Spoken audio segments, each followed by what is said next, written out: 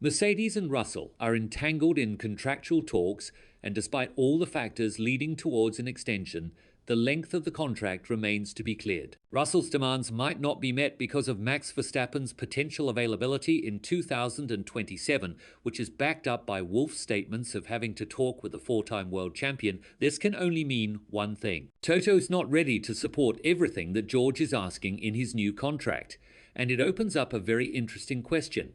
Could 2027 be a year of a massive shakeup in Mercedes' lineup? And if so, will Russell fall on the sword because of Wolff's undying desire to have Max on his team? When it comes to Mercedes and Russell, we should have been a lot calmer after Max Verstappen decided to continue his collaboration with Red Bull in 2026. But we aren't, and it's for all the right reasons. After that announcement of Max, we've seen him on Wolff's yacht in Sardinia yet again. It's not speculation to say that Wolff wants Verstappen in the first opportunity possible, which is highly likely to be 2027 depending on the competitiveness of both teams. But there are a lot of obstacles that need to be passed, which are now disrupting Russell from receiving what he believes he deserves from the Brackley-based squad's contract. The summer break has passed, and we still don't have an answer as to what Russell and Mercedes are so entangled about. There is no doubt that in 2026 these two parties will be together. The chance of Russell pulling a crazy move and pairing up with Verstappen in Red Bull taking over Tsunoda's place is close to zero. Both sides have a mutual interest in working together in the first year of the new regulations. Russell knows the car, Mercedes knows their driver, and Max is not available for a bold move just yet.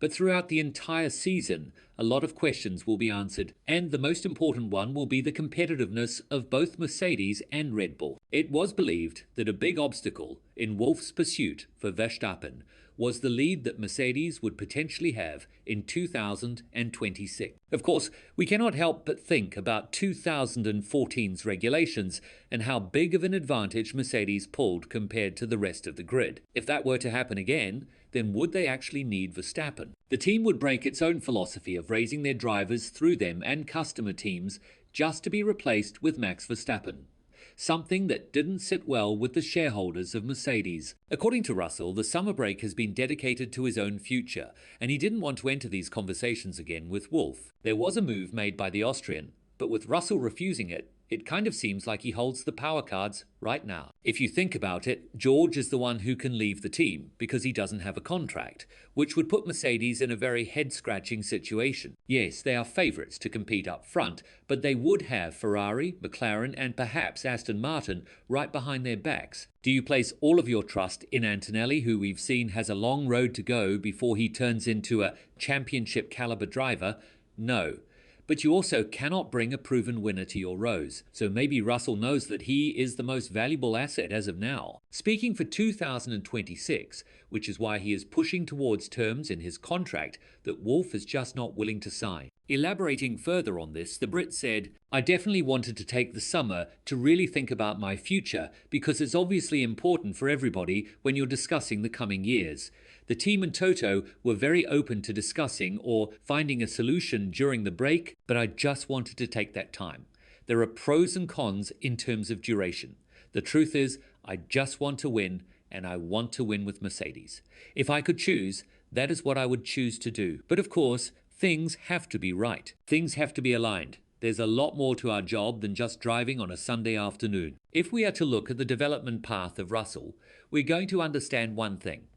He's taken the hard road. He was part of Williams from 2019 to 2022, back when the Grove-based squad was nothing but a backmarker and a ground for Mercedes' potential drivers. He's been Hamilton's teammate for 3 years as well, and at the age of 28, with 4 race wins and 6 pole positions, I do think he has a valid argument on his side. He's easily the most valuable asset right now on the grid that is without a contract for 2026. And I believe that he's trying to use this to his own advantage to get what Mercedes didn't want to give to Hamilton.